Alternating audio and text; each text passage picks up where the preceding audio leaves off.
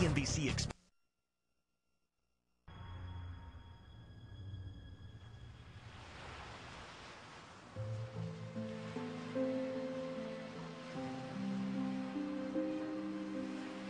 August 2002.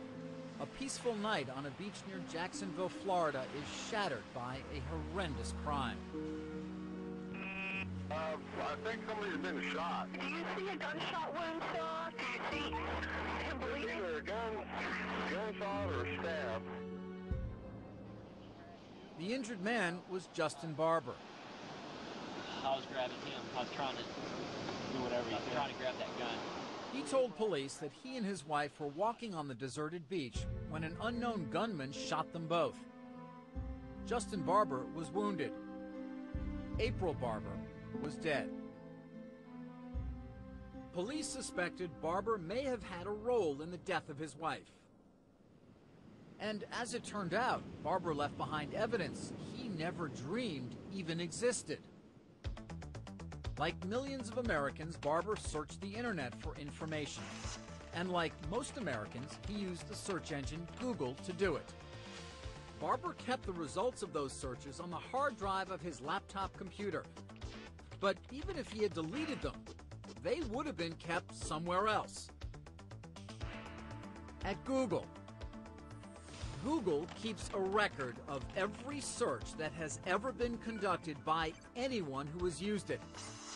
And in most cases, those searches can be tracked back to the specific individuals who conducted them. Right now, the default rule for Google and pretty much all of its competitors is that they keep everything. They have a log of every search made through Google since it started in the dorm rooms at Stanford. What you Google for defines you. A log of your searches on Google or any other search engine is practically the closest thing to a printout of the contents of your brain that we've ever seen. It indicates your political leanings, your religious leanings, your medical concerns, your sexual concerns, a vast array of sensitive data that in the past no one ever had. I started yelling for April. And running up and down the beach. You didn't see her? So while Justin Barber was telling police his story about how his wife died, the record of his Google searches made a few months before the shootings was telling a very different story. Investigators turned up queries such as trauma cases, gunshot right chest, and life insurance homicide. Barber was charged with April's murder.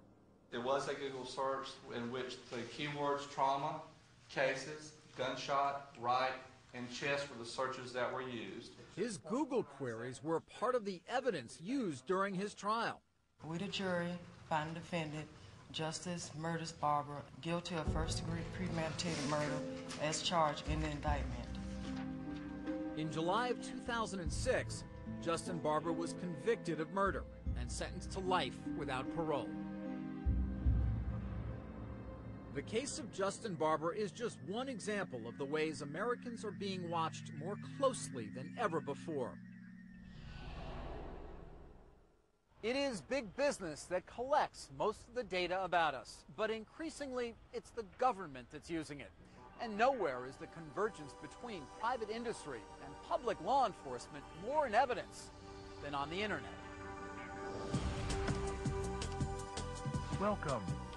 AOL is one of the largest communities on the web. You've got mail. As in every community, AOL has its share of bad apples. But when AOL members commit a crime, their behavior online can often be used as evidence against them.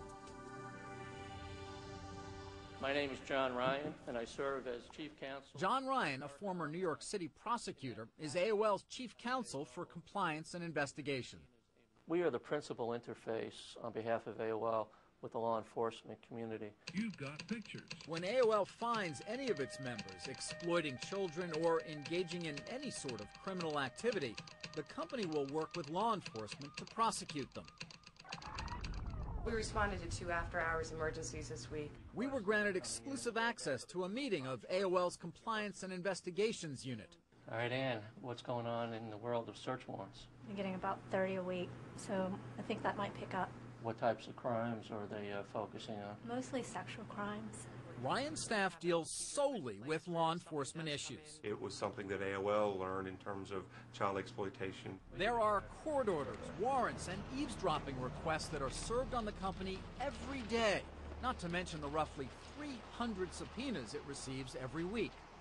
AOL complies with many of those requests. The charges in this case were child pornography as a result of an AOL member sending child porn through our network, and that's how the law enforcement folks became aware of this individual. Don Coakley, the Director of Law Enforcement Affairs, spends much of his time in court testifying against AOL subscribers. The defendant claimed he had no knowledge of the child pornography on his computer, and he actually took the stand to admit this. But I came on board as a rebuttal witness simply to say, we have evidence on our network that you used your AOL account to send the child porn. AOL does not keep a record of the specific sites its members visit on the web or their instant messages, but it does keep your emails. Why do you store emails? It's for the convenience of the member, and it's very limited retention periods. Currently, for email, we only store it on our servers for approximately 28 days. Unread emails? That's correct. Now, what if I receive an email and I delete it? Only 2 days. While emails are of interest to law enforcement, most investigations begin by trying to establish identity. AOL, like all internet service providers, can identify users and gather evidence by what's known as an IP address, a unique number assigned to every computer that connects to the internet. It can be used to determine who that computer belongs to and what a person using that computer did while online. The IP address, I would say, is the prime ingredient to any law enforcement investigation because that provides the key to what we refer to as identity information. How long do you keep that information? Approximately 30 days. But law enforcement has the ability to extend that time. So-called preservation requests are delivered to AOL every day, requiring the company to keep emails or IP addresses beyond the normal time frame. What's the standard for a preservation request? Is it the same search warrant kind of thing? Or no, it's a very low threshold. It has to be made by a governmental entity, it has to be in writing, and it has to be a very precise request. They just can't say preserve any and all records relating to John Doe. They have to, narrow it down in written form. And are emails and IP addresses of help to law enforcement? The FBI says yes. It's been very productive. I mean, keeping in mind, we have a tremendous amount of due process that we need to address. There's a lot to go through. That being said, I would assume there are times when it's helpful. Yeah, absolutely. It's all very helpful. In August of 2005, the Department of Justice subpoenaed AOL, Yahoo, MSN, and Google, seeking records of what people search for on the internet. The subpoenas were part of an effort to resurrect a federal law protecting children from internet pornography. Google successfully fought the request in court, but the rest of the major search engines complied. That concerns privacy advocates. We need to be worried about both companies that collect our information and the government, because many companies are very solicitous to law enforcement. AOL, for instance, is not under any obligation to keep data after the user deletes it. And so in keeping it, they are specifically setting up the system to allow the government to gain access to more of your communications. The risks from keeping information were made clear in August 2006 when AOL mistakenly made public 20 million separate internet searches conducted by hundreds of thousands of its subscribers. While the users were not identified by name, it is possible to identify some of them by their searches. Unlike AOL, which keeps personally identifiable search data for 30 days, Google keeps your searches forever. There are over 200 million Google searches every day, a number that keeps rising. And it's not just search. Google's ever-growing portfolio of products, each designed to extract information from the world around you, also extracts information about you, much of which Google keeps. Gmail is one example. Its vast storage capability allows for an infinite number of emails. But if you don't delete them, neither will Google. And even when you do delete emails, Google keeps them for 2 months or longer. Just why is it keeping these records? Google declined our request for an interview. What they're talking about is data mining. Privacy advocates worry that the company may someday want to sell personal profiles of its users. Fueling those fears, Google worked from a privacy bill in California designed to better regulate commercial data brokers, companies that are in the business of personal information. One of the strongest opponents to this law is actually Google.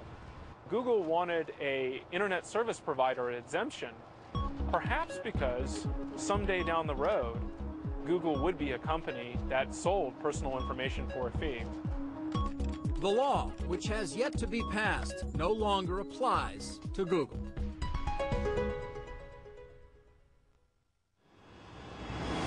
Next on Big Brother, Big Business. I was under the impression that nobody could break in and steal my cell phone records. As it turns out, I was very, very wrong. So now I'm put in a position, which is a very strange position, of fearing my own cell phone. Did you know